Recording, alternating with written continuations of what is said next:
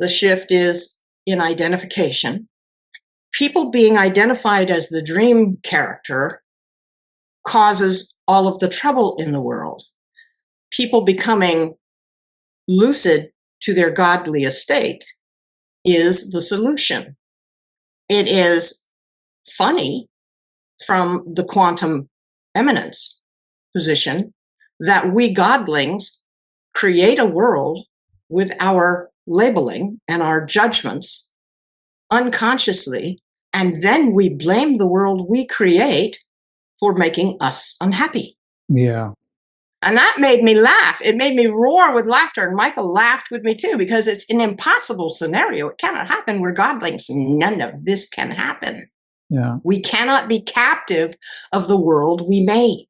And yet we're disempowering ourselves by the power of our vow.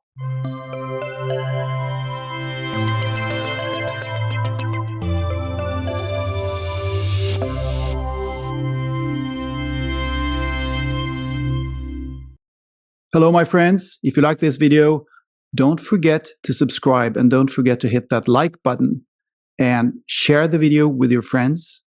Please support the channel if you can. I appreciate all the support. You can become a Patreon for as little as $1 a month, or you can make a one-off donation via PayPal if you wish. All the links are in the description box below. Thank you. Hello, everybody. Welcome to Mind the Shift. Please meet Cailín Callahan. Welcome to the program, Cailín. Thank you, Anders. I'm very happy to be here.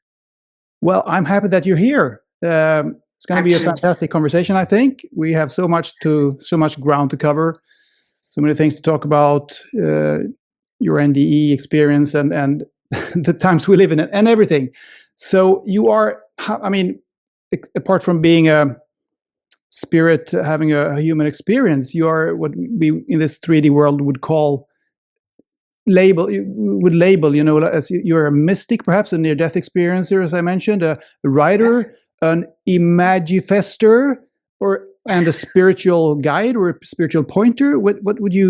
How would you label yourself if you should do that? I would say I'm a spiritual cognitive coach, and that I teach lucidity and and imagifestation and how to apply that to the dream of the world, in order to have the most satisfying and productive experience possible, and to access the powers of your godly estate. Nice, very fascinating. This word imagifesting, it's a fascinating. Imagifest. To imagifest. Yeah, imagifest. What is that, and why does it matter? Okay, imagifesting. You know, we all often wake up at night or have trouble going to sleep at night because we're laying in bed thinking about all the things we hope will not happen.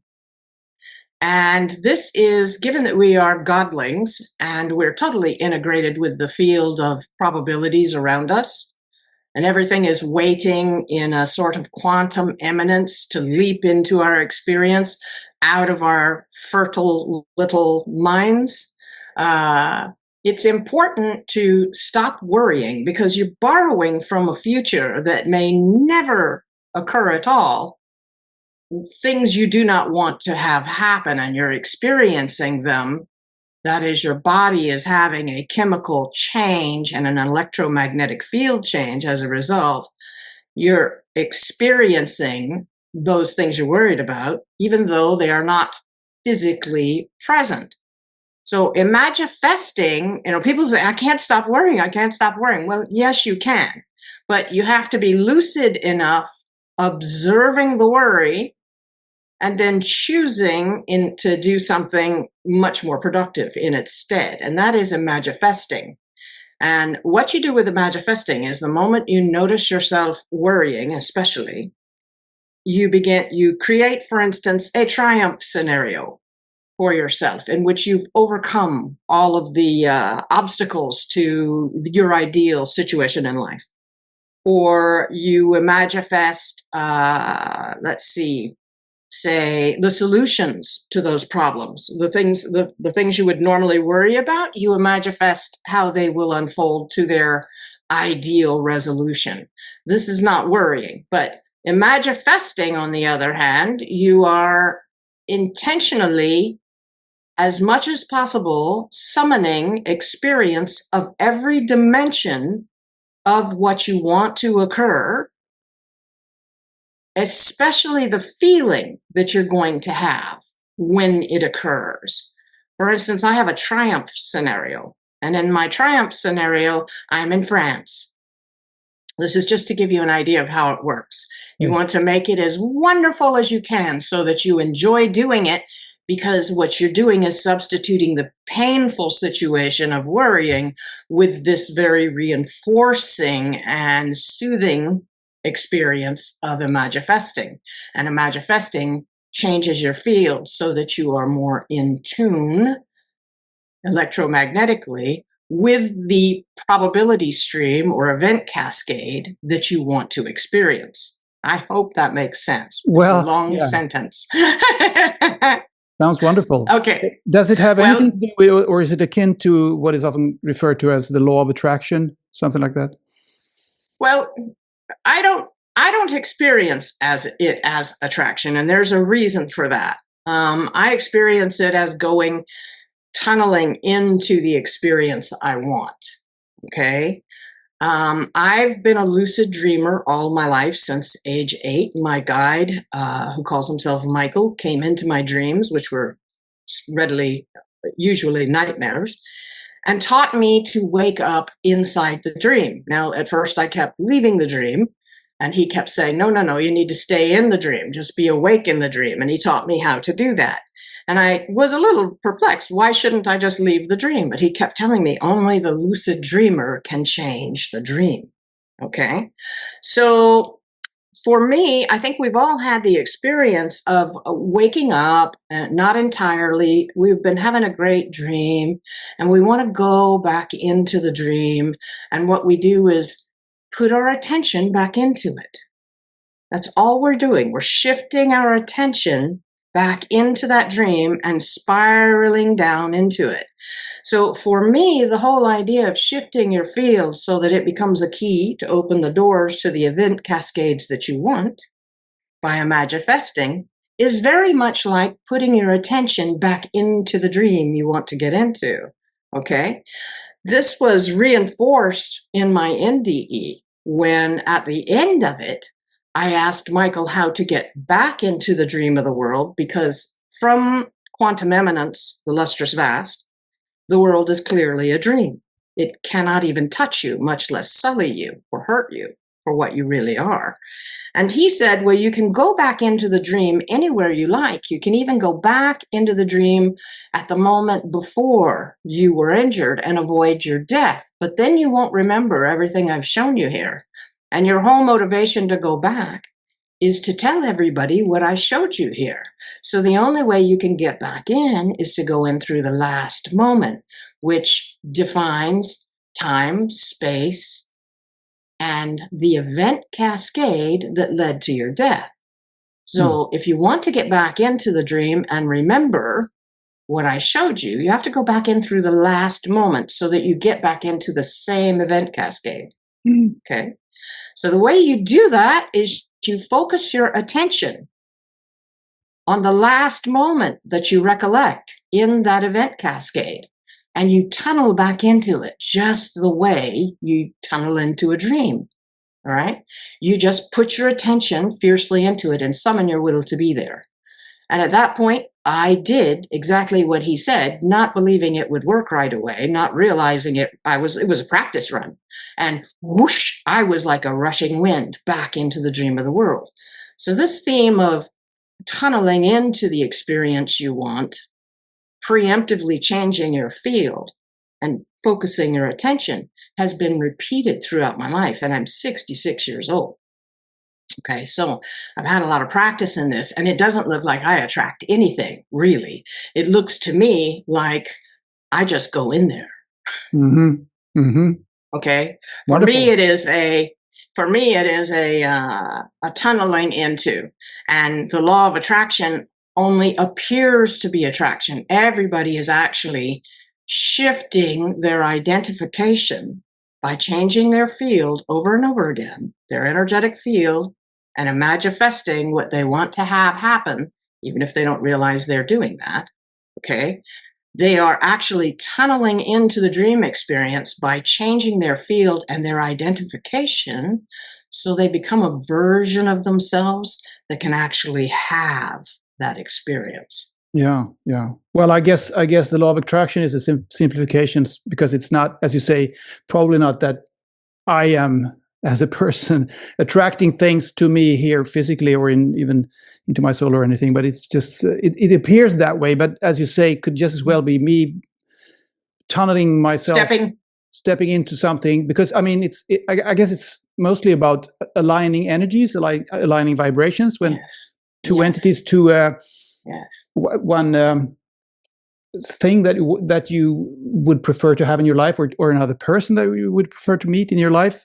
If you both have the same, are on the same vibration, you will eventually meet, and you will. I mean, if that's what's going to happen, it's going to happen. If that's supposed to happen, it's going to happen, and will feel like you have attracted things in your life. But as you say, I don't think maybe it works exactly that way. Might not be attraction. Well, people have all kinds of excuses for why it's not working. And as my granddaddy used to say, when I wasn't catching as many fish as he did, even though he baited the hook for me and put it in the water, he'd say, well, you're not holding your mouth right. And that's how it feels to me with the law of attraction. When we get down to it, why isn't it working? Why isn't it working? Because it doesn't exist. Okay, it doesn't exist because we are godlings, and we are in this venue to learn to wield our will and manifest in our godly estate the experiences we want, and to do it consciously. When you're doing it unconsciously, you are manifesting what you dread instead. You can either, now, and a really big part of why I don't like the whole it's an attraction thing is because it's too passive. It's just like we've been trained to pray to God, entreating, oh, please give me this, etc. To me, what we're here for is to learn our godly estate. And this was the message of my NDE. You're a godling. You're going to create either unconsciously what you dread or consciously what you will. All right. And imagifesting and being lucid in order to summon, to choose, even in a stressful time, not to worry, but to imagifest instead. To me, this is the theme, putting the power back in the individual. And everything, like the law of attraction, is, again, you got to do everything just right and ask the venue to give it to you and change your whatever and hold your mouth right. And then maybe the venue will grace you with the outcome you want. Now, I don't like that personally, even though I'm a Libra. I'm not at all a passive sort of person. I think you can look at me and see, this person has a very balanced energy, both male and female. I'm let's go get it, And so for me, I want the power back in the individual, because let's face it, we're all feeling pretty disempowered these days. Yeah, that doesn't help. That does not help the situation.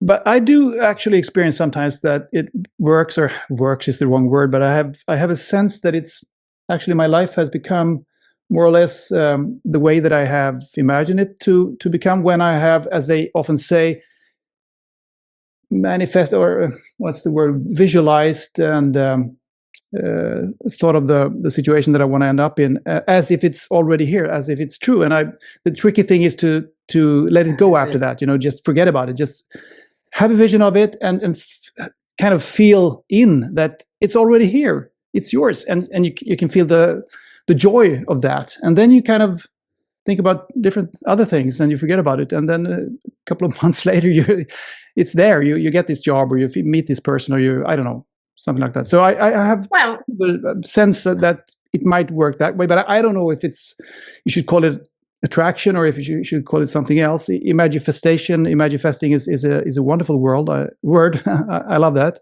So well, I feel like you are certainly allowed. In fact, the more times the better. This is another, I think,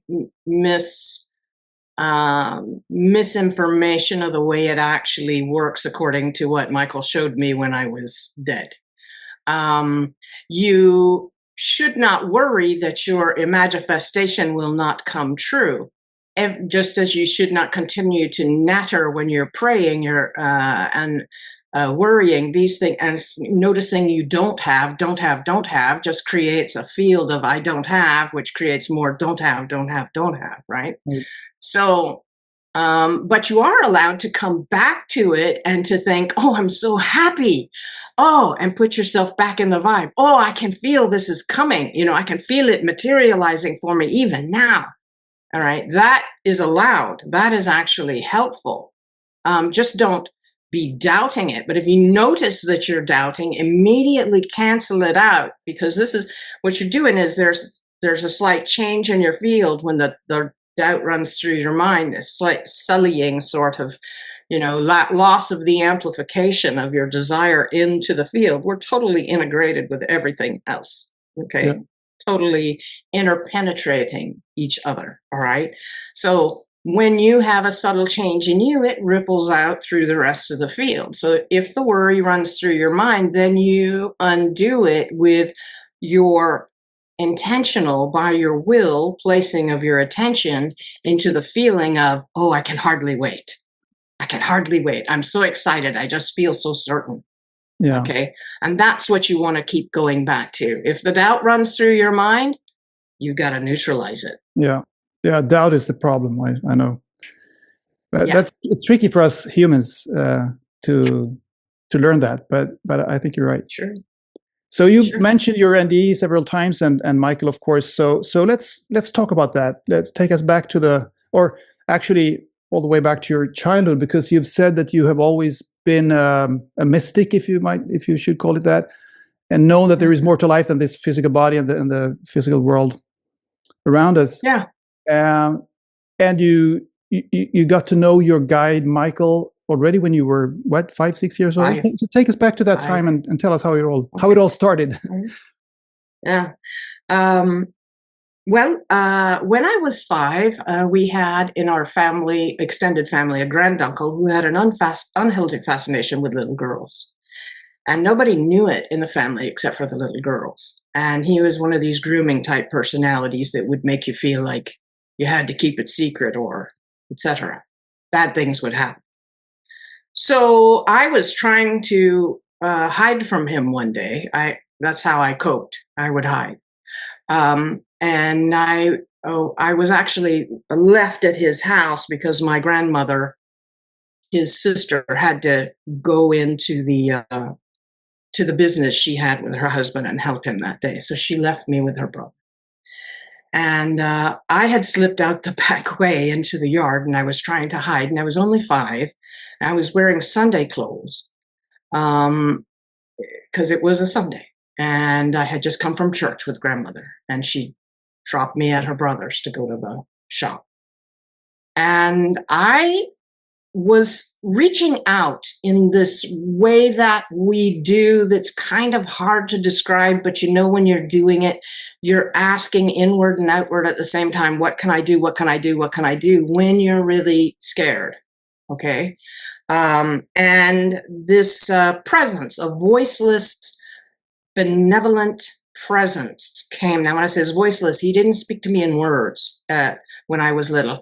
He spoke to me in concepts and associations, and he made me look in certain directions and basically pointed me at things. Anyway, so he sent me up the tree and helped me climb it without getting hurt because I was wearing Sunday clothes, right? So the thing about Michael was every time his presence arrived, he would be preceded by these waves of Shakti, okay, that were extremely delicious. Their just whole body felt like it was dazzling with beautiful electric vibration. Just usually came in through the top of my head and went out into my arms and legs and all over my body. That's the way it started. And that was so nourishing that and there was so much love when he was there. And his presence was so nourishing that as a 5-year-old, and because he kept saving me and telling me what to do to be safe, I just really wanted his approval. I wanted more of that Shakti. And so I just kept trying to be good in his sight. And I paid a lot of attention inwardly to the level of consciousness where he speaks, where all of our guides speak. And when I say speak, I don't mean with a voice. They use concepts that drop into your mind space and then kind of open like a flower, integrating into the rest of what we know. You can tell that by the dimensionality and how big these concepts are, they're outside your own personal kin, okay, outside your own reckoning. And so you know it's not per se yours as a persona. It's coming from a higher knowledge. Michael is my higher self, but he exists at higher lucidity levels, higher dimensionality, higher frequency, if you will. So anyway, every day we got to be tight. And every day in the summers in Florida, I would climb a tree and sing to the sky because there was no air conditioning. And the only way any of us were going to sleep that night is if I got it to rain so that it cooled things down. And I would sing to the sky from the time I was 5 until I was 15. I did this every summer afternoon to get it to rain. And I thought, because I was being showered with all the Shakti while I was singing, I thought I had pleased him. And so I thought he was God at the time. And so he made it rain. So the years went by. Michael never had a voice per se. And at the age of 15, I was watching the Weather Channel, not the Weather Channel, but Channel 13 here, with Roy Leap. And Roy Leap was the weatherman, and he talked about the Bermuda High and explained how every afternoon in the summertime in Florida, it would bring the showers at about 4 to 6 in the afternoon. And I suddenly realized an empiricist shift in perception. Okay, It wasn't me doing it. It wasn't Michael doing it. It wasn't me. It wasn't Michael. I had nothing to do with it. My family, everybody but my daddy, had said he's an imaginary friend. Daddy said, you follow that voice. Okay, that voice will lead you to what you came here to do. So I decided, oh my God, I had nothing to do with it. So I dropped out of the church that moment. Okay, I'd been raised a Catholic. I said to him, I was actually literally watching the news, the weather. Mom called me in to set the table for dinner. And I said, Mom, do you mind if I stop going to church?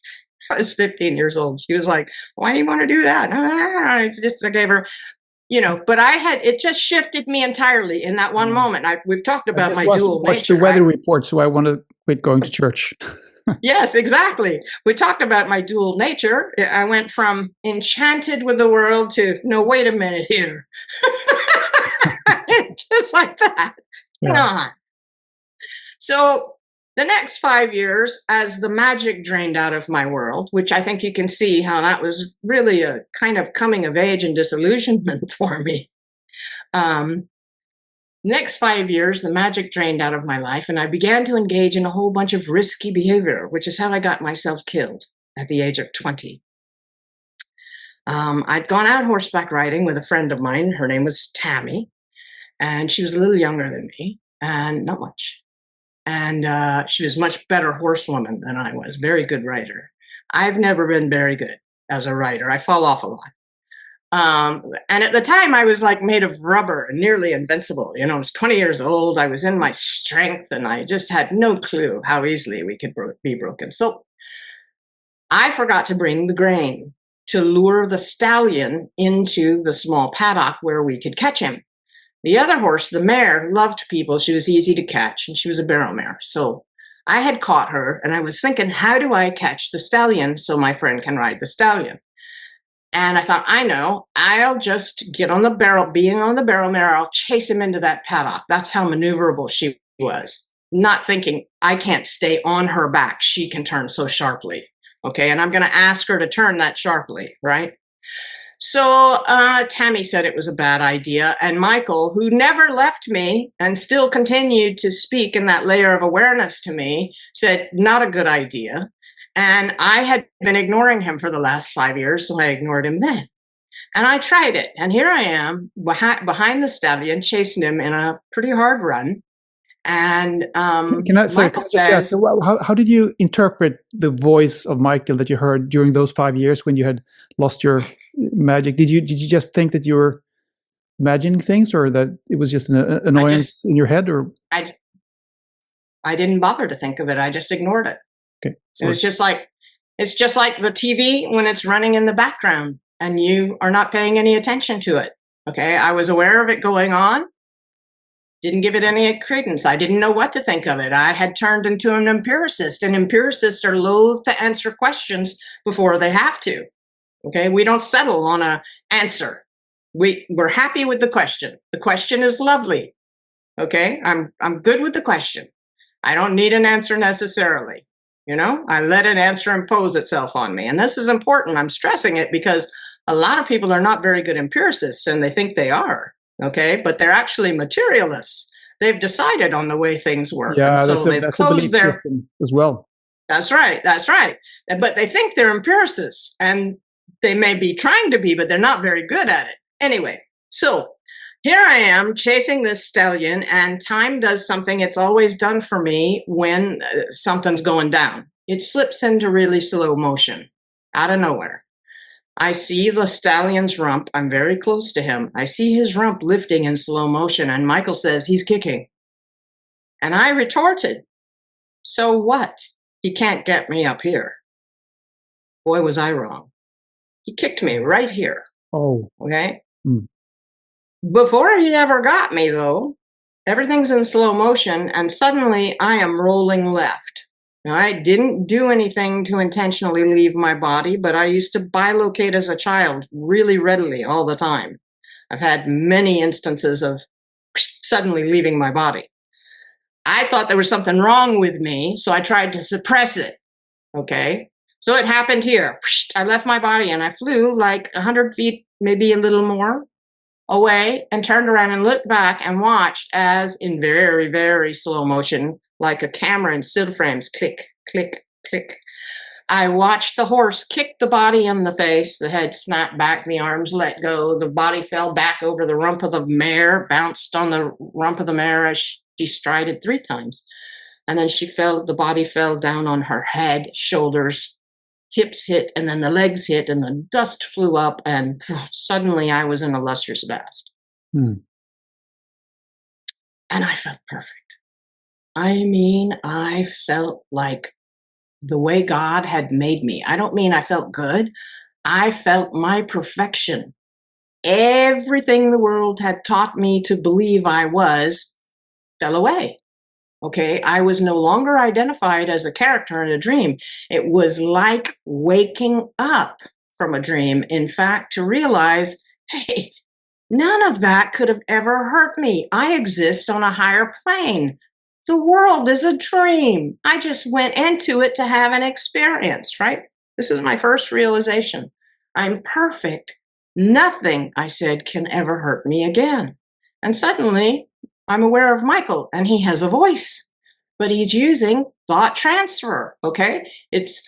He said, nothing could have ever hurt you to begin with. You are an eternal being. Now, this was really interesting because I recognized him by tasting with my field, his field. It was like I sampled his field by reaching into his field to know him and allowed his field to change my field. And so I tasted him in that way. And I recognized him. And there was a moment of, you, of course. Yeah. It really was like, you were real. Oh, Dad was right. Everybody else was wrong. You're real. Yeah. So did you also recognize that he was you in a way, that you were the same? I recognized myself as his little girl, which is what he calls me, my Cailín. Okay, my little girl. All right. So I recognized him as energetic source, where I came from, where I got myself from. He had created me. And he has many times said to me, I made you from myself, for myself. Okay? So I tasted him, and in him tasting him, I tasted the verity of what he'd said. Truth has a taste in the lustrous vast of quantum immanence. And I call it that because Michael calls it that. It's a place where everything is nothing and nothing is everything and everything is simultaneously possible and yet not, hasn't. It's everything and nothing all at once, but everything is on the very brink of manifesting in the lustrous vast of quantum immanence. It's about to happen. Everything is about to happen. All right. It's imminent. It's right? fantastic. Anyway. It's a little bit like they say in quantum physics, actually, in quantum mechanics, that, or some philosophical scientists are talking about that in the quantum field, it's all potentiality. It's all there. Potentiality is all there is, and it sounds a bit like what you're describing here. Yes, it is. Everything's there and not there, but it's available. It's imminent. It's imminent. So I said, well, if that's true, and I can taste that it is, mind you, this is all happening with thought transference, so it's instantaneous. I'm just putting it into words for you. Why was that all so scary? And he said, well, it was scary because you believed you could suffer loss and die. And the experience had to be intensified with that belief in order to inundate you sensorially, or you would have never believed in it. You wouldn't have bought into it at all. And if you hadn't bought into it, you wouldn't have done what you went there to do, and you wouldn't have learned what you went there to learn. And I said, I don't remember what that was. Can you remind me? And he said, you went to summon your will. And I said, I went through all that suffering just to figure out what I wanted. And he said, no, you misunderstand what I mean by the will. I have to show you. So suddenly I was an 18-month-old child again. And there was a whoosh sensation of wind, a gust. And I was an 18-month-old child. And at the same time I was this 18-month-old child, I was my mother who was watching. And I was watching Mom and the child. So it was wholly perception. I was watching and experiencing everything from every perspective all at once. This is the meaning of holy. It has nothing to do with religion. It means taking into account all points of view. Holy, whole. Okay? Okay. So I'm laying on the floor screaming, kicking, carrying on, having a tantrum. And it's all because my mother has put on me the first pair of new shoes, brand new shoes I'd ever had. And I'm aware that she saved up. I'm aware through her mind that she saved up. We were poor to get those shoes for me. And she had so hoped I would like the shoes because the yard was full of stickers and my little feet needed to be protected because I was always running out to, not waiting to be supervised. Can you imagine? I was just off on my own doing things. Anyway, so she was a little upset and worried about what she was going to do with her child.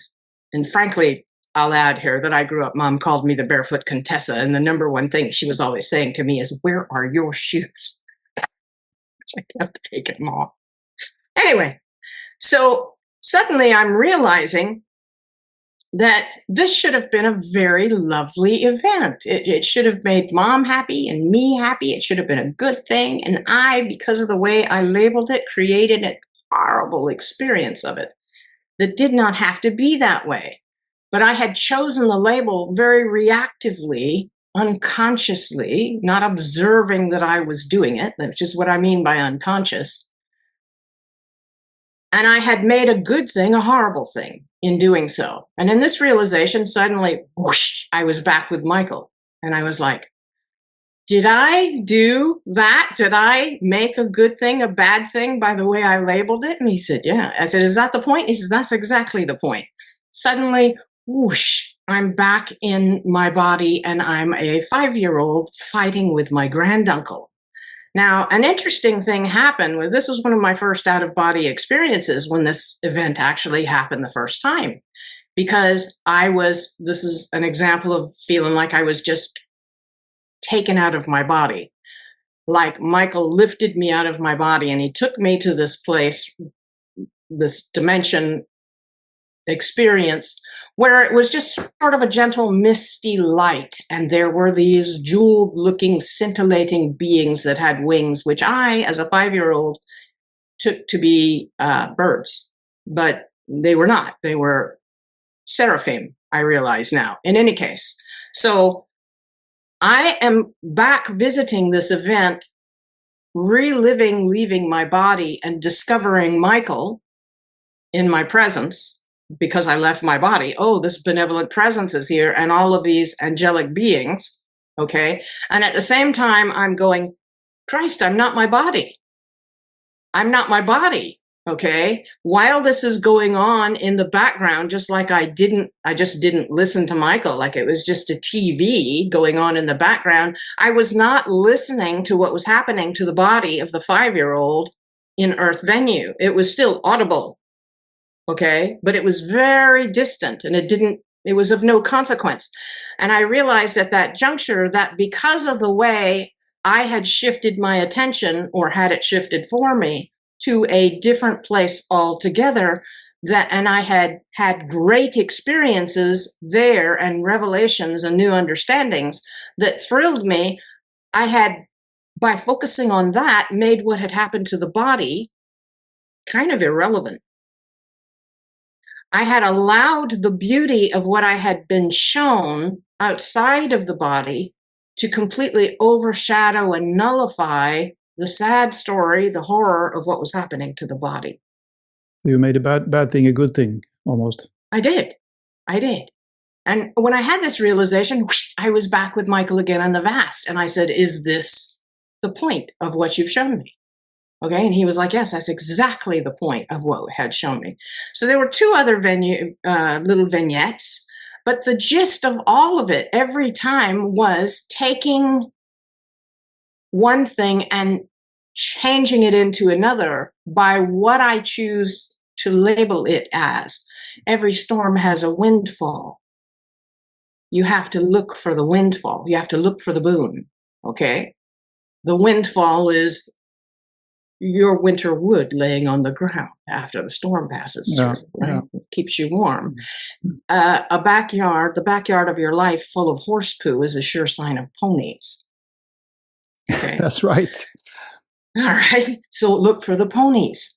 And so in realizing this, I realized what I would say is sharp lucidity for the first time. Clarity, sharp lucidity, awareness that the thing that I had been looking for was the thing that was looking. Consciousness itself, conscious of itself. Okay. And I realized my will was exactly that. To be able to go into Earth venue, any venue, not forget who I really was, not fall into the dream identification with a dream character. Don't be fooled by all of the sensory inundation. Remain lucid and choose. I like to think of it this way. Life is like an acid trip. When you're on acid or mushrooms, every second, you're choosing the thoughts that will cause a good trip or the thoughts that will cause a bad trip, right? And the act of staying lucid as that chooser is lucidity. And lucidity in the dream of the world is where you access your godly estate. Your will is to waken lucid, and we all share this. This is why he calls this the will that is holy, or will that is wholly shared, because we all want to waken in the dream of the world. We don't know we want it. We've forgotten it because that was piled over with as our nervous systems matured from our childhood, our infancy. All of this world conditioning is piled atop the original consciousness that came into this world to learn to wield its will and use Earth venue to create experiences that are joyous for themselves and everybody else. Okay? So this is the will that is holy, and it was my will as well, as I realized then. That's why I did it, to summon my will. I went into this venue to summon my will. So at this juncture, I'm realizing that people misidentifying, this is the shift. The shift is in identification. People being identified as the dream character causes all of the trouble in the world. People becoming lucid to their godly estate is the solution. It is funny from the quantum eminence position that we godlings create a world with our labeling and our judgments unconsciously, and then we blame the world we create for making us unhappy. Yeah. And we disempower ourselves. And that made me laugh. It made me roar with laughter. And Michael laughed with me too, because it's an impossible scenario. It cannot happen. We're godlings. None of this can happen. Yeah. We cannot be captive of the world we made. And yet we're disempowering ourselves by the power of our vow. Okay? So then I realized it was the cause of all the suffering in the world. And I began to weep. And I wept and I wept. And Michael wept with me. And I suddenly stopped weeping and I said, it's all so clear. It's so clear, Michael. I must be dying. And he said, am I? I said, am I dying? And he said, well, your body's laying in a big pasture on the ground down from head trauma. And if you can't make it stand up, it will cease. That was the word he used, ceased. He was quite precise. It will cease because of brain swelling. And I said, well, I have to go back. I have to go back. I have to tell everybody this. Okay, this will end suffering. If I can just make them lucid in the dream of the world, it will end suffering. How do I get back in? And he said, as I told you earlier, you can go back anywhere you like. You can even go back and avoid the accident. But if you do that, it'll be part of a different event cascade in which this encounter never happened. So you won't be able to remember it. And you can't give it to the world. If you want to get back into the same event cascade, you have to concentrate on the last moment, fix your attention on it, summon your will, and burrow back in to that dream. And I did it. He said, summon your will. And as I mentioned, I did not think it would work the first time. It was a practice run.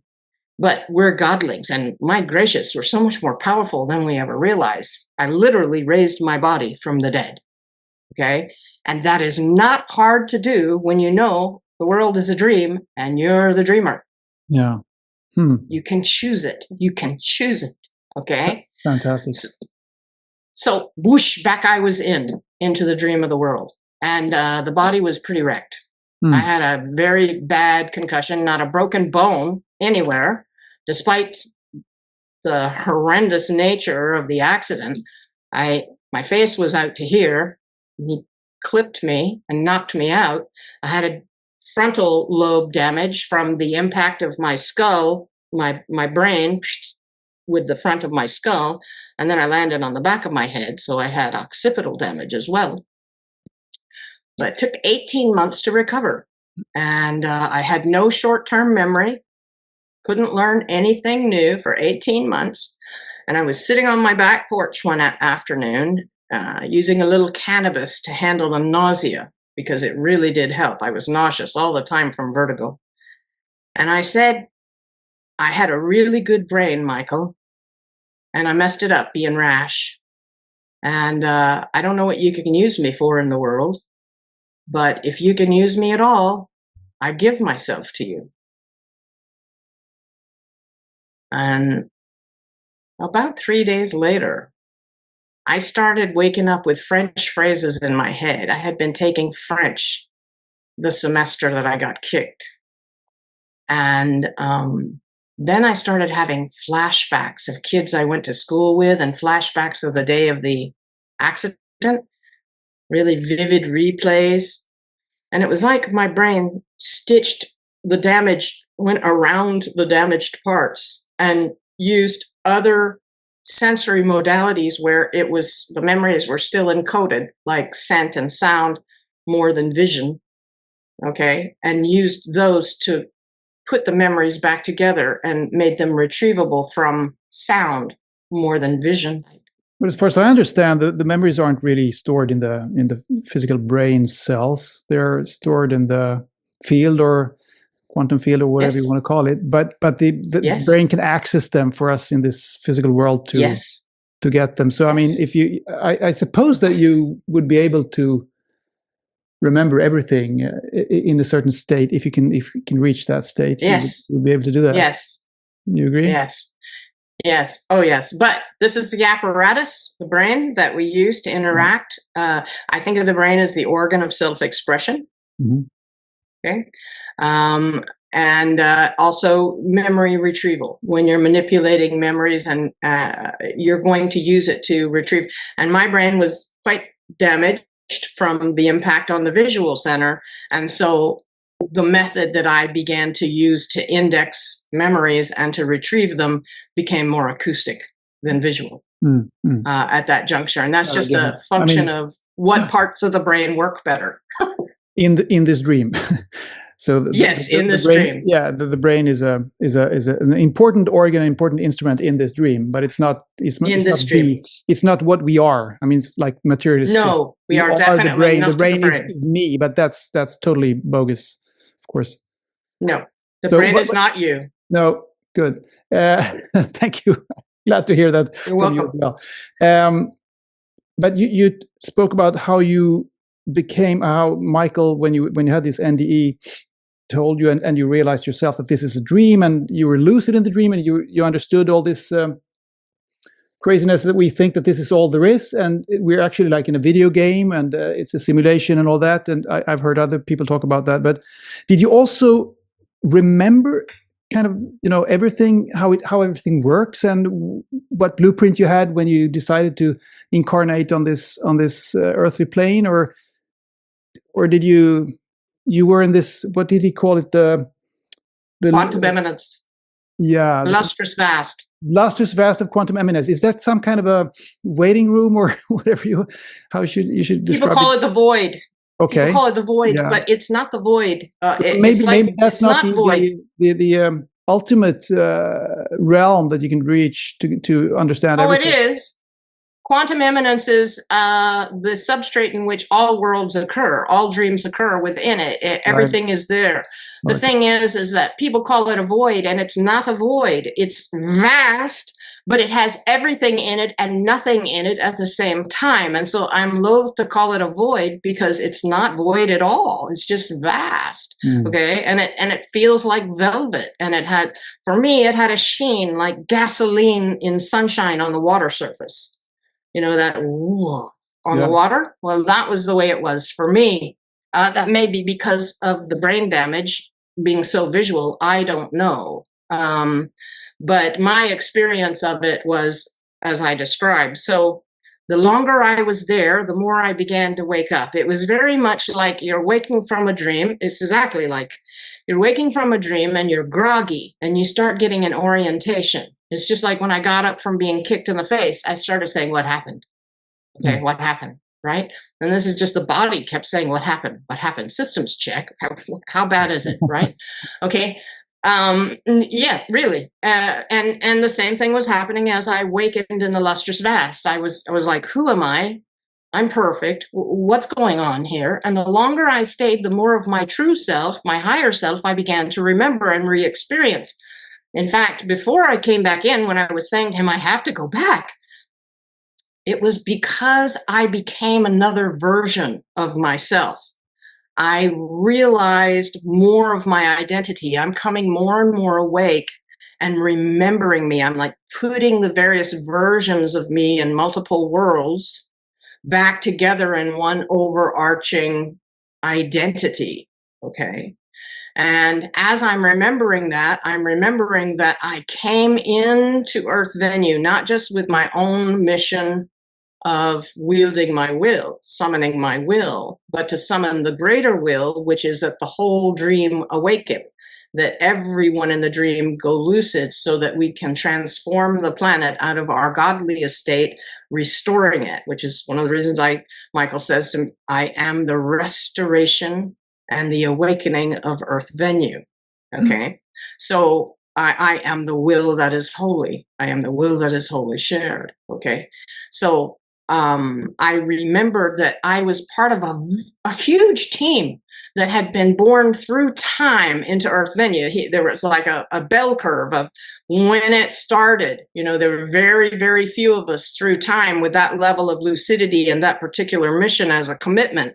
And then in like the last 50 years, many, many, many more of us had been born in this wave through time. And then it was tapering off a bit again too, because the team had come into the venue, the specific mission to wake the venue up and then basically depart. It was like, get here into the venue, wake it up, set it on a different trajectory, a different event cascade, change its feel, change what people are doing with their consciousness, all right, with their will, with the focus of their attention, and then exit to other venues. I don't plan to ever come back here again, all right? There's been many, there's one way I have said I will. Yeah, there's one way I will return, and one way only that I would return. But in any case, What is that? Yes, Can you tell us about that? What is that only way? No, I really should not say it. Okay. I really should not say it. Do you have a sense of where on that bell curve your team is right now? I fall right at my birth time falls right near the peak of the wave. Okay. I was born in 58, and there were a lot of us born. And in fact, Michael's message was so quantum. Everything that he showed me was so quantum. Quantum was not accepted very widely at all, not even entertained. It was poo-pooed in 1978 when this happened. And so when I tried to tell people about it, they were like, don't worry, it's just the brain damage. You'll get over it. Yeah. Wasn't the time. So but now is the time, where it's been for a few years now. Now is the time, yes. And not only that, it's imperative, really. It's very urgent. And I don't mean to say that in a way we should all be worried. Not at all. We should be investing our energy consciously in a joyous anticipation of what is happening, because the shift, which everybody talks about, and the awakening, which everybody talks about, but nobody's very specific about, the shift is in identification. You shift away from identifying as the dream character to identifying as the consciousness observing the dream character, the consciousness choosing the self-talk that creates the emotions that change your energetic field, that make you a better match for the outcome you're trying to manifest. Okay, beautiful. That's the shift. The awakening is lucidity. It's lucidity in the dream of the world, because lucidity changes everything.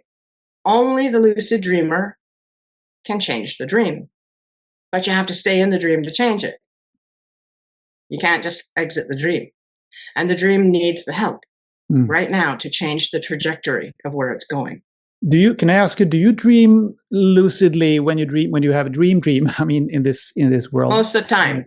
Most of the time. Most of the time. And I know that people can train that. I think I have had a couple of lucid dreams, or a few. I don't know. To me, it's a bit difficult to define what is a lucid dream, because I'm aware that, for instance, if it's a scary dream, I can suddenly become aware that, oh, I know that I'm not going to die. This is not going to be scary, something like that, and that's semi-lucid, I guess. But I haven't really experienced being an active player in the dream game so that I can kind of change the trajectory of the dream or anything like that. But that seems really cool to be able to do that. You have to get really scared in the dream. Okay. So you get really lucid in the dream, and then you have to will to stay in it. The moment you're lucid, okay, and you're not scared anymore, you have to focus to stay where you are. And that's Imagifesting from within the dream. For instance, one of the most I can remember lucid dreams I had, I was being chased by a werewolf. And it made me lucid. I was flying away from it, and it was on the ground, because I was cool in my dreams. I just decreed no one could fly in my dreams but me. Right? Bad guys monsters cannot fly. Okay? Because you dictate the rules, right? You're the creator of the dream. It's my dream. Yeah. It's my dream. Right? Now, the thing is, you have to understand that there is no separation. All right? There is no separation. And so it's all happening in joint mind space, which means that anybody can access the mind space. Anyone can access your dreams. So you can run into other sentient beings in your own dream space. Wow. And then the question becomes, am I in the dream space I have created? Did this come out of me? Or am I visiting someone else's work? Yeah. Someone else's Imagifestation, because that's what this world is. It's a very detailed Imagifestation. All right. And I have literally Imagifested a portal, an energetic portal that I did not know. I did not intend to Imagifest a portal that was a freestanding energetic structure in the etheric field. I did not intend to do that. I'm a writer. I write fiction and nonfiction, but I was working on a fiction series. And a scene kept replaying in the heroine's mind. And it happened to be of a locker room. Something had happened to her there, and she kept trying to remember it. And it happened to be of a locker room. All of this was channeled work. I'll tell you about that in a second.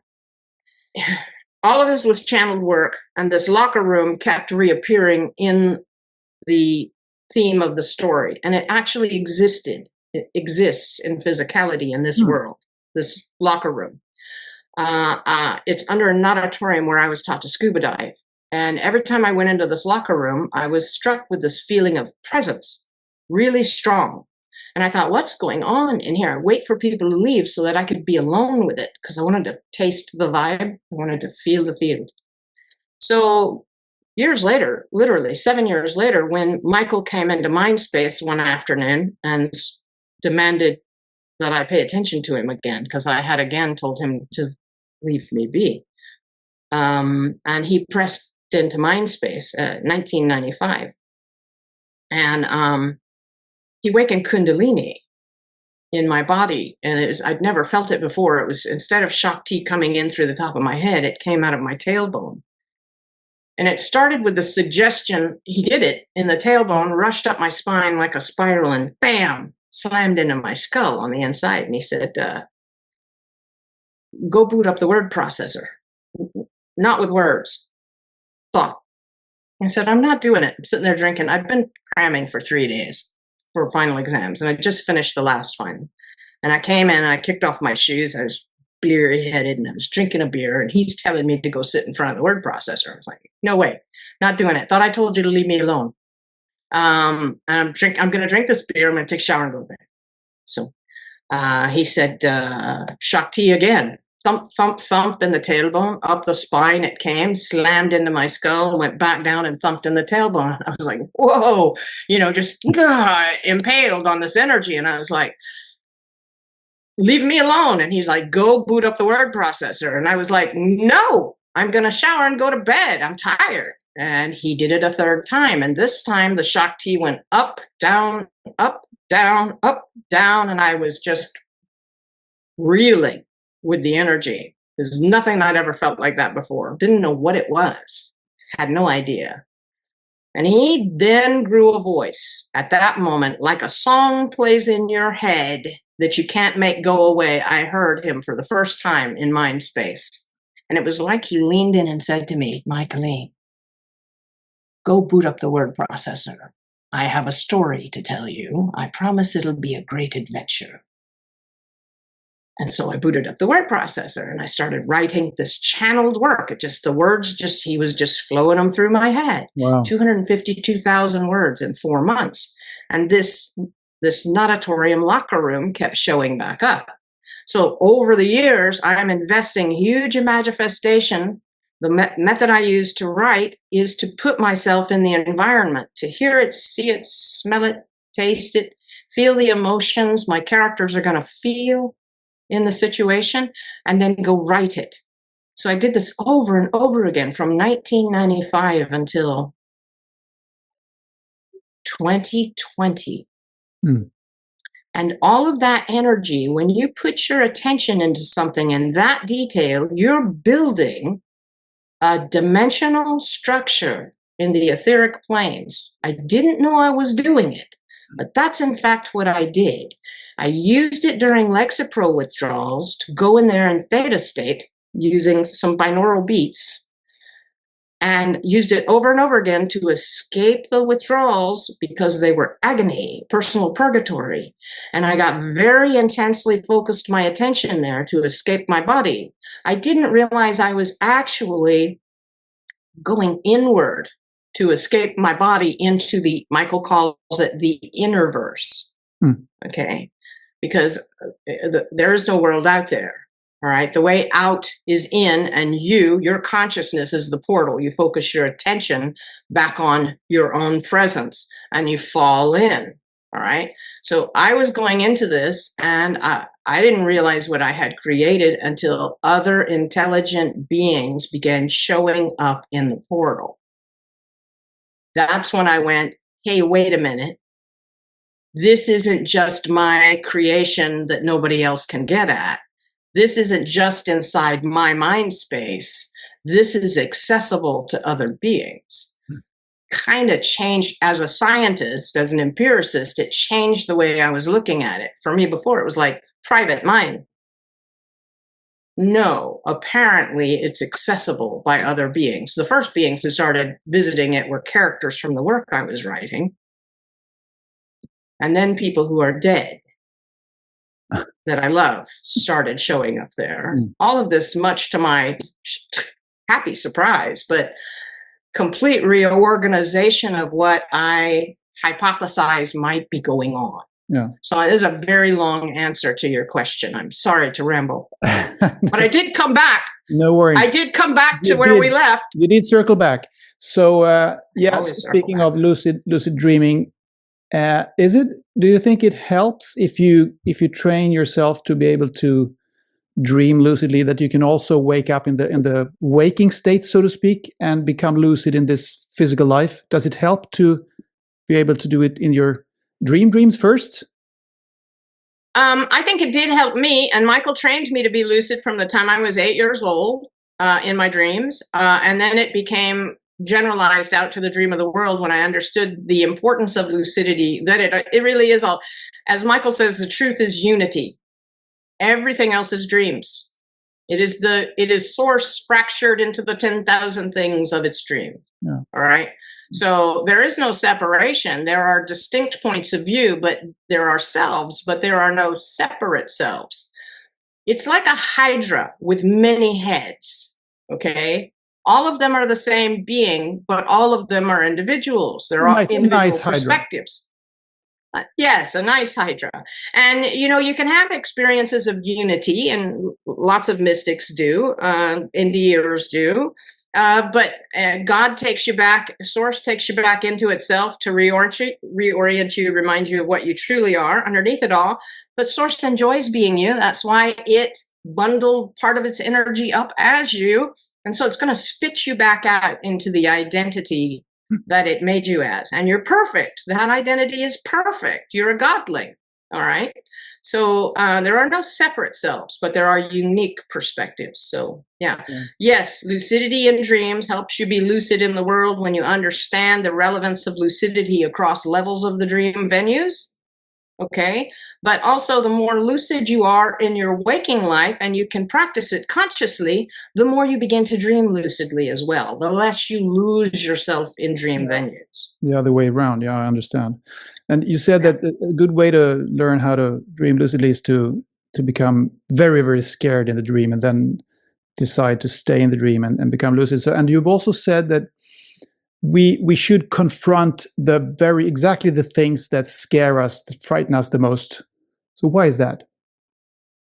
What we think people say when they're asleep, they say the world's doing things to me and it's making me unhappy. And then as they begin to waken, they go, oh, it's a didactic experience. The world is doing things for me, right? And then when you waken even more, you realize the world is doing things as me and through me. It's where I put my attention tends to determine the event cascade.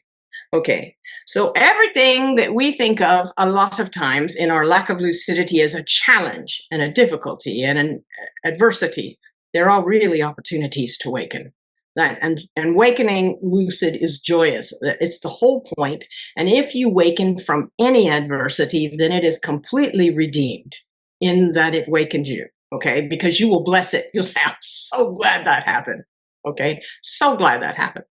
So the thing is, the thing that frightens you, or the place you have doubts in yourself, is like a little signpost, just like fear is in a dream. You should wake up now. You should be lucid now. It's like a little token. When you lucid dream, you choose tokens to remind you to be lucid, like being afraid. Aha, I'm dreaming, I'm afraid. And it's a token that reminds you. For me, it's also flying. I'm flying. I'm awake now. Okay, this doesn't happen in that other venue. Okay. So these challenges, these things we're afraid of, represent little tokens, signposts to say, confront this so you can grow past it, so that you've taken charge and authority over it. Now, I'm not talking about doing crazy rash things like jumping off of buildings and stuff like that. Okay. I'm talking about, as a for instance, all my life, I've butted against the energetic fields of the rest of my family, saying, Michael's not real and you shouldn't talk about this. Okay. When clearly there's huge heuristic value to everything I'm talking about that Michael has shown me. Okay. Huge heuristic value. And it has been a battle of confidence all my life, where I didn't want, even as a scientist, budding when it happened to me, the NDE, I didn't want to tell anybody because I didn't want to wreck a career in science I was building, right?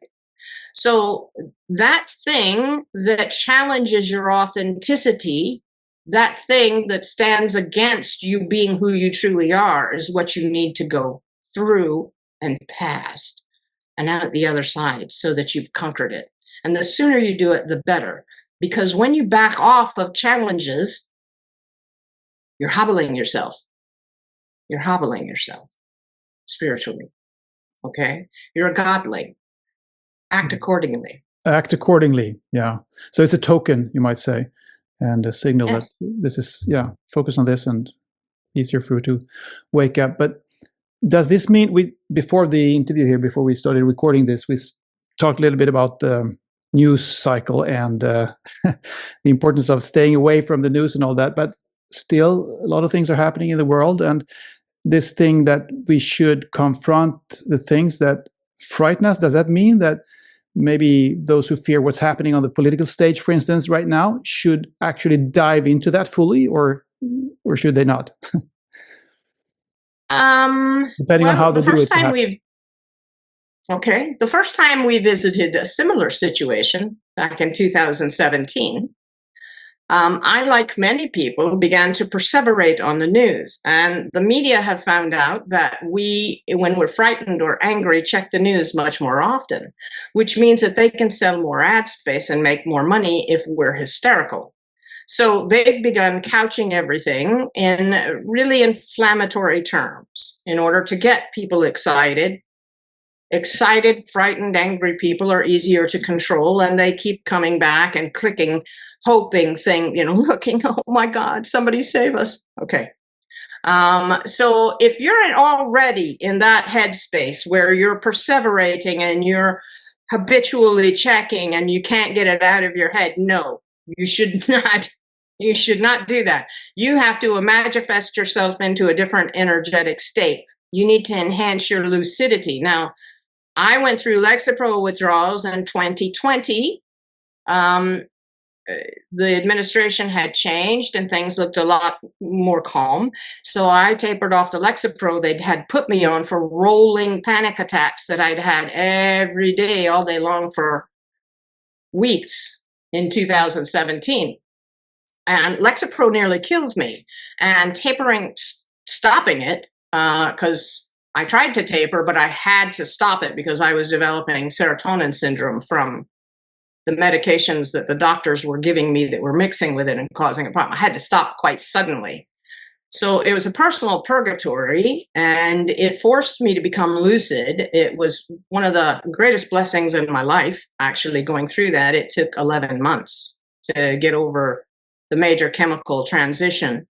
But it forced me to be lucid and the observer all the time, because my brain was deranged and felt often like it was boiling inside, like it was, and the body hurt. It was an incredibly painful transition.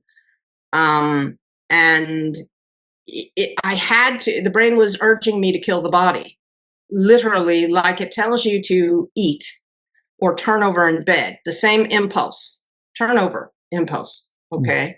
It was saying, kill the body, kill the body. And it was relentless. The brain was saying, make it stop, make it stop, make it stop. I've been to death's door before. I'm not scared. And so with that orientation, my brain just kept asking me to get away from the body, make it stop, just escape. So I had to be constantly the observer of this in order to disidentify with it and control it. So I became very lucid. Now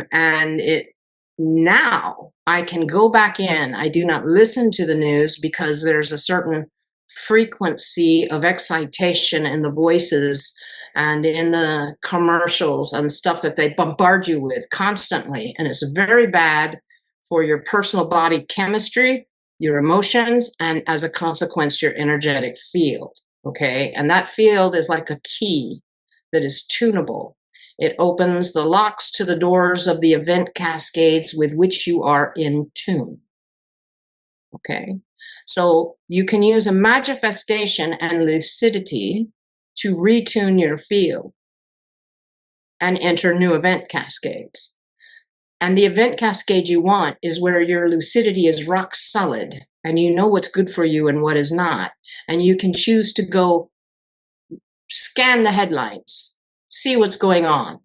Maybe find a story about what's happening with the environment that interests you as a scientist, that won't upset you emotionally, okay? Use all of it. Use it. Use suffering. That is the point of suffering. Use it to make you lucid. Right? This is something Michael showed me in 2007 when, again, I'd been sick a long time from Kundalini awakening again, okay?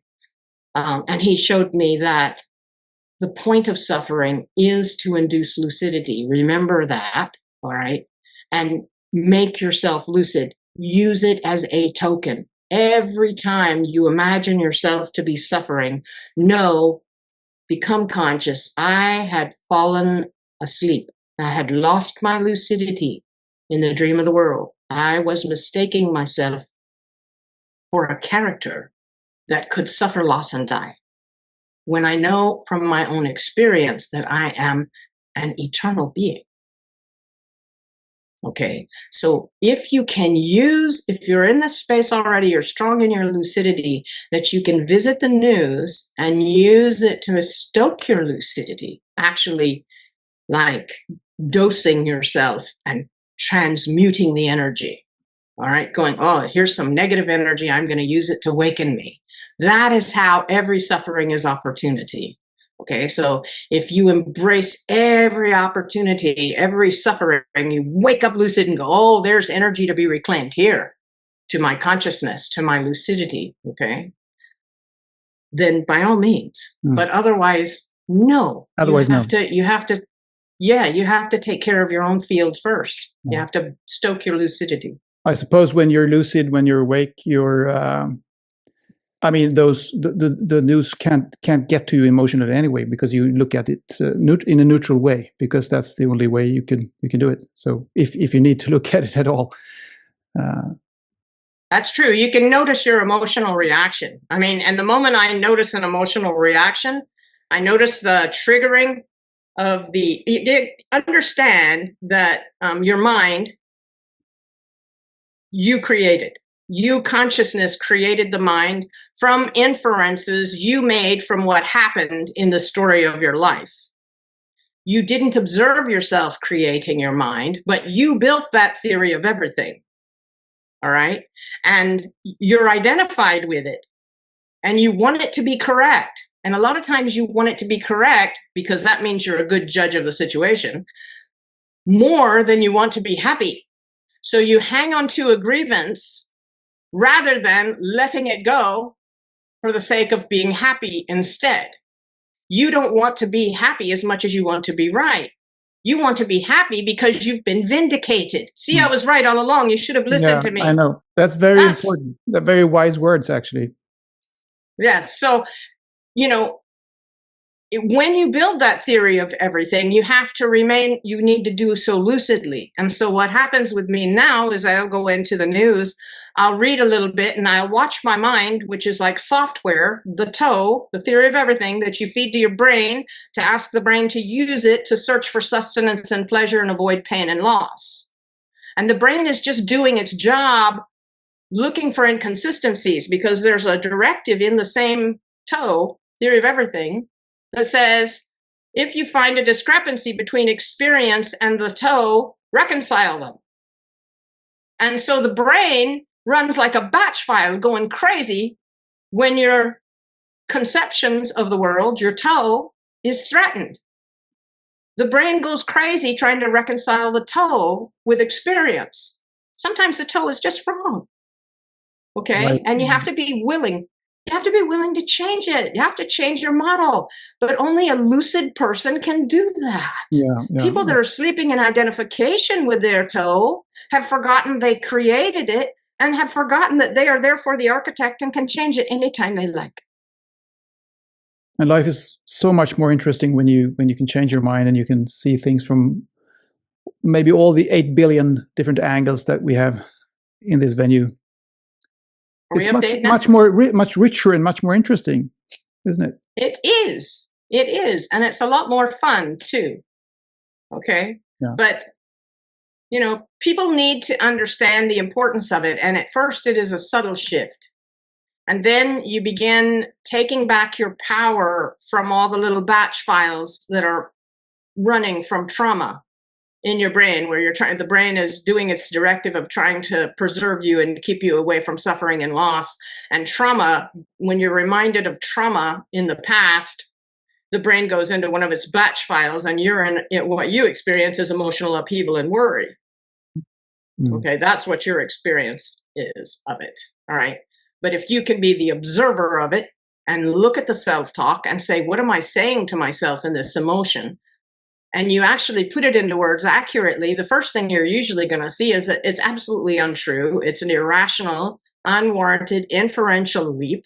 It's not fair to you. It's not loving to you. It's not fair to everybody involved. And worst of all, most importantly, it's not serving you. Right. Okay. And if you see it's not serving you, it's amazing, because all the power that batch file had over your experience to make you suffer came from you. And the moment you observe that it's not true and it's not serving you, truly observe it, the power comes back to you. It just like disappears as a consideration. And the emotion of upset just dies right down and is replaced with a slowly growing uncaused joy. It's uncaused because nothing happened in the world, but as you shifted your perspective to lucidity, your identification, away from the self-talk and to the consciousness observing it, okay, everything changed. Nothing's different. Everything's changed because you shifted your identification. Okay. So, Cailín, what do you make of these turbulent times that we're living in? I'm personally not convinced that everything is getting worse, but we are kind of focusing more and more on negative things, and we tend to forget all the progress that is also happening in the world. But never mind, it is turbulent. It is a bit messy, one might say, and time seems to be speeding up in a way. And is this what we are seeing now actually an expression of the crucial times that we are in, and that this is the beginning of an awakening period, or how do you see it? The Vedas talks about how in the presence of an awakened being, that the entire cosmos changes around them. The way the venue operates, the physics changes in their vicinity. Okay. The venue is conscious, all right, and intelligent, and it's trying to protect us from our rash thoughts and utterances, the things we perseverate on that are not healthy. It's trying to teach us we are source, that we are the ones creating the experience while protecting us at the same time. So it's like you think a scary thing happens. But the scary thing happens, slowly comes into being so that you have a chance to go and change your mind. Think about something else, manifest something else, head that off at the pass. Okay. So right now, what has happened is enough people have awakened lucid in the dream of the world so that the venue is changing its physics, because as you become more and more benevolent, the venue sees that it's safe to trust you with access to your power of your godly estate and to manifest things faster. But this becomes a narrower path for the lucid, because being thus empowered, allowing your mind to wander to eventualities you don't want to occur, causes them to occur much faster. Whereas keeping your mind on what you want to occur causes it to occur much faster because of your perfected benevolence and your lucidity. All right. The people who are really not benevolent because they're scared and they're suffering and they're angry, et cetera, okay, things don't manifest quite as quickly for them. So they get a chance to wake up and change their minds. But what has happened is more and more of us have wakened up lucid and benevolent. And so the venue is changing its physics so that things materialize much quicker. You got almost half the population going, oh, surely he won't do that. And he does that. I hope so-and-so doesn't occur. And it occurs. Of course. Okay. So we have to, as we awaken, we have to realize we got a little more than half of us who are freaking out. All right. And they're just really polluting the field with their energy, their cumulative energy. They're just polluting the field. And manifesting. I don't mean that in a bad way. To happen. Exactly. And then the rest of us are going, surely not that. And and we're just amplifying it. Yeah. Okay. And that's why things seem to go absolutely crazy, and people can justify the most ridiculous things, and they can say the most ridiculous things and act like they're not lying, act like they're not defying constitutions, etc. Okay. They can just do the most ridiculous things because half of us are polluting the venue with our lack of lucidity, and the other lucid are going, not that, and we're creating that. So that's why it's really important that we waken right now, use a manifestation instead of worry and fear. And every time you're afraid, use it as a token to waken you. I'm doing it again. So you're going to lose lucidity. But when you notice yourself suffering, frightened, or perseverating on something that doesn't feel right, doesn't feel good, use it. Let it waken you. Yeah. Use it for lucidity. That's the point. Michael don't want no wasted suffering here. So has Michael or anybody else, any other entity or your other higher self, if there is any, told you anything about particular years, or this year is going to be big, or, some people talk about 2027, or is there something like that? No, that because all of that is extremely fluid and depends upon how many people receive the message of lucidity and consciously take it on board and begin to practice a manifestation and disciplining, being the supervisor of their mind instead of its hapless victim while it attacks their peace. The mind is like a teething puppy. If you don't give it something productive to chew on by your will, it will destroy the house. Okay, it will. You have to give it something you want it to chew on. Here, take that. All right. So put your mind by your will on a manifestation of what you will instead of worrying about what you fear. It's very helpful to the field, to the outcomes. Wonderful. Cailín, now where can people go to find out more about you and your beautiful work? Okay, all right. I write fiction and nonfiction. I should say we write fiction and nonfiction because this is all Michael's doing. But I have a store, crackedpotpublishing.com. We have a fiction series, which is literary erotic fiction, a fantasy which teaches all of the same principles we've talked about here and taught in my nonfiction work. through the course of the characters transforming and maturing and becoming lucid. And they're all vampires. Most all of them are vampires. And they all have NDEs and visit multiple worlds lucidly during their transition period to vampire while they're in coma. And so they return to the world with a much broadened perspective on who and what they are, okay? So the characters come through their own maturation and teach these principles. That is the Vampire Grail Affairs. They're available not on any of the other places you'd expect to find them because I'm not happy with those platforms, but at our store only, crackpotpublishing.com. Then there's also, you can sign up there for coaching sessions with me. Right at the bottom of the homepage, and I do lucidity or metacognition coaching to teach you how to use everything we've talked about here, suffering, to waken you lucid in the dream of the world. And the first nonfiction work we did is called Rise in Lucidity and Master Anxiety. And it teaches you how to use your attention and lucidity in order to starve anxiety circuits to death and rewire your nervous system, the neuronal connections, so that it's not so easy to fall into that chemical event cascade that happens in your body during an anxiety attack. It teaches you how to cut it off at the pass. And that too available in our store, crackpotpublishing.com. There's a book there, a manual actually, it's quite short, on how to call your pets back from across the rainbow bridge. It's called Entangled Hearts. Talks about using quantum entanglement to get your cats or your dogs or whatever back into your time stream at an agreed upon juncture so that you can find each other easily and be assured that you're back together again if you have worries about that. Because they do come back. Actually, you can't be apart from what love makes you a part of. And your pets are part of your own field.